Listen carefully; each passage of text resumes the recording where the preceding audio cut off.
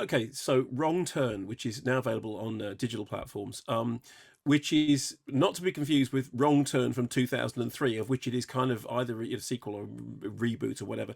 I went back to my original review of Wrong Turn, and this is what I said when when the original film came out. There's something refreshingly stupid about Wrong Turn, an unashamedly brainless 70s slasher throwback which doesn't even pretend to update its source material. The plot: good-looking youngsters get stuck in the woods where monstrous inbred hillbillies proceed to kill and dismember them. That's it. Astonishingly, it then went on to spawn, a whole load of sequels and prequels, and so now we have a seventh installment, which is actually written by the same writer as wrote the first one, Alan B. McElroy. And so this is also called Wrong Turn in the manner that now what you do is you just take the title, you don't call it Wrong Turn 70. So this is just Wrong Turn. So in this version, there's a group of youngsters. They're going to go hiking on the Appalachian Trail. They clearly haven't watched any of the previous films. They are told by the locals, whatever you do, don't stray off the path. And so they very quickly decide to stray off the path in search of a Civil War fortress, which does not sound like a good idea, and very soon find themselves in the midst of bad things. Here's a clip. We're walking for hours after we've been there. We've been walking way more than an hour. What are you talking about? Like 4 hours. 4 hours? No, I mean, since we passed that thing. You know what? Why don't you guys just head back to the trail? I'll meet you guys up there. What is that?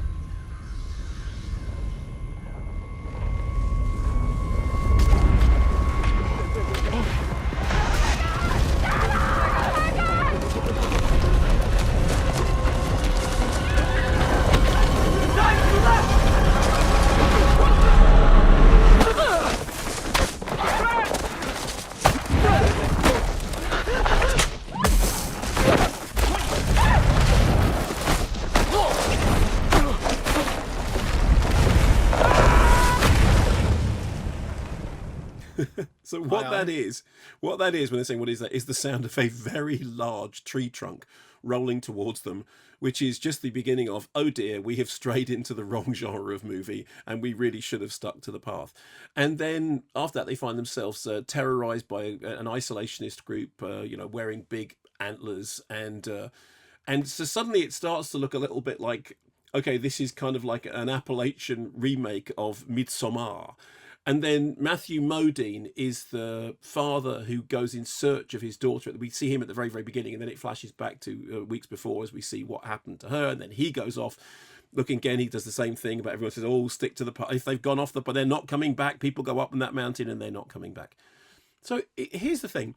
You couldn't describe any of this as being original. I mean, it's certainly a whole bunch of riffs that we've seen before, whether it's old riffs, like the look of the film kind of deliberately invokes that kind of washed out rural look of Wes Craven's Last House on the Left or something like that, and the plot takes riffs from Deliverance and Hills Have Eyes and Texas Chainsaw to some extent.